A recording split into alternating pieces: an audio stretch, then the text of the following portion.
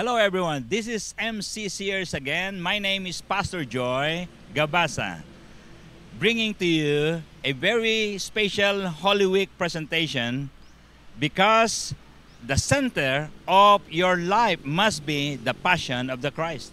But let me ask you, what is your passion today? Karamihan po ng mga tao, ang paborito po nila, pagkain, pagkagising, pagkain, natutulog na lang, kumakain pa.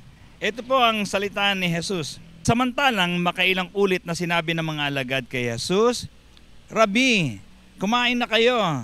Ngunit sumagot siya, ako'y may pagkain, hindi nyo nalalaman. Ano kaya yung pagkain ni Jesus? Kahit na ilang alok ng mga alagad, hindi pa rin siya kakain. Ito po ang paliwanag ni Juan.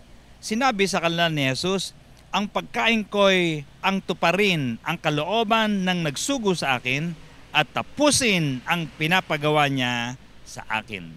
Napakaganda. Yung Diyos pa lang ito, nagkatawang tao upang imisyon tayo. At dahil dito, kailangan malaman natin anong gusto niyang ma-accomplish sa kanyang pagparito. And so I charge you to begin thinking how to shift from food to God's passion in your life. Look at these words. Huwag ang pagkaing nasisira ang inyong pagsikapang kamtan, kundi ang pagkaing hindi nasisira na nagbibigay ng buhay na walang hanggan. Yan ang ibibigay sa inyo ng anak ng tao sapagkat ipinapakita ng Diyos Ama na siya ay may ganitong karapatan. Isa pa na napansin ko, nahilig na mga noipi at ng mga kabataan, chika ng chika, puro po tayo kwentuhan, umuubos ng oras.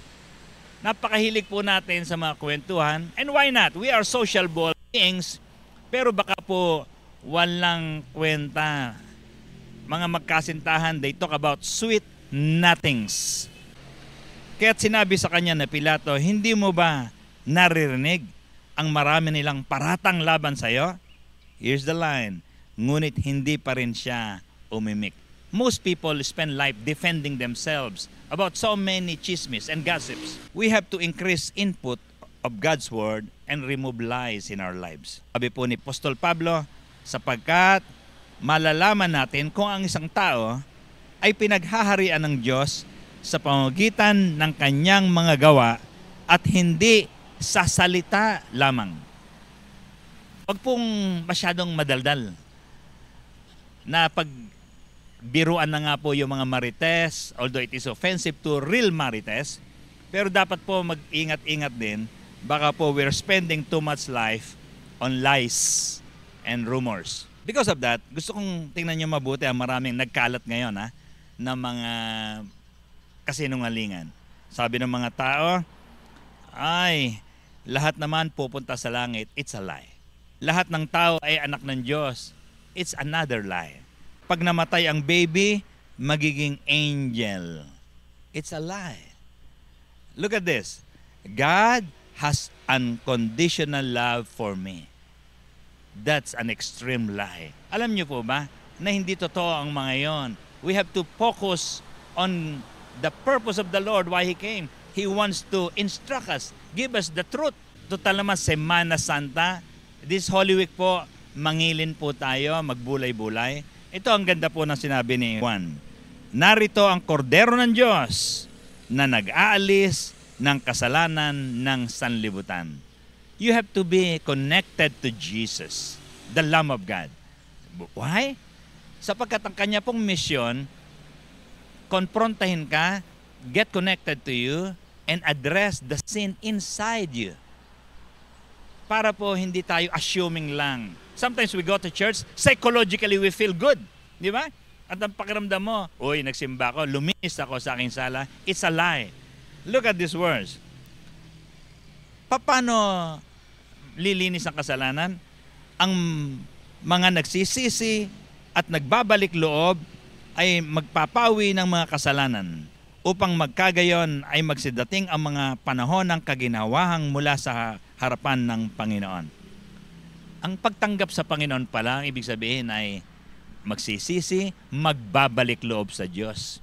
Hindi ho po pwedeng you receive the Lord in your lips and then you resume your lifestyle. Pag Holy Week, yung mga tao mangingilin, pagkatapos ng mahal na araw, inuman na naman, sugal na naman, balik sa kanyang malalaswang isipan. No. Magsisi at magbalik loob sa Diyos. Then you will have to experience a time of refreshing in your life. Oh, what a passion of the Lord for us. Amen? Dapat magpasalamat po tayo ngayon. Dapat sinasabi mo to, buti na lang nagpunta si Jesus para sa akin. Buti na lang binayaran ni Jesus ang aking mga sala. Buti na lang binalaan niya akong magsisi at ako nga ay tumutugon dito. May you do it this Holy Week, ladies and gentlemen. Let me close with this verse. The real passion of the Christ is saving people.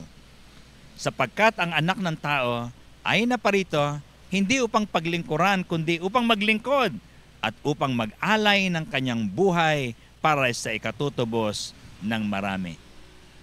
May God richly bless you with solitude, with a peaceful heart as you take a look at your life and surrender it to Jesus right now. Please don't delay. God bless you.